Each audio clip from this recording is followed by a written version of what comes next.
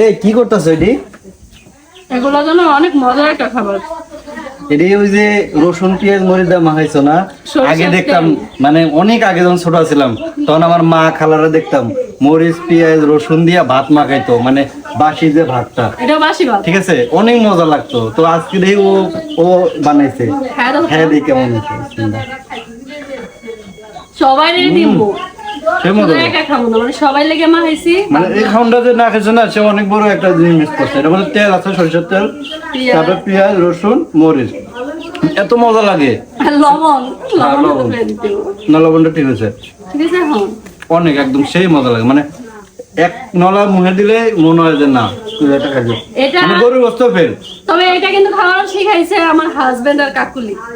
হুম, আমি জীবনে খাইনি। আমি ওর গল্প খুশি হয়েছে যে দেওয়া এরকম করে খাওয়ানো মজা লাগে। অনেক সময় আছে না যে গরুর গোস্ত খাইতে মন চাইতেছে, মুরগির গোস্ত, মাছ কিচ্ছু ভালো লাগতেছে না, ওই সময় যদি কেউ এটা বানায় খায় নিশ্চিত তার মুখের রুচি ফিরে আসবে। অনেক মজা লাগে। আমি তো অনেক। ফার্স্ট টাইম খাইছি, অনেকদিন আগে একবার খাইছিলাম, খাওয়ার পর আমার এত ভালো লাগছে। আমি 2 দিন পরে পরে বানায় খায়, আজকেও বানাইলাম। সে মজা সবাই ভালো হচ্ছে।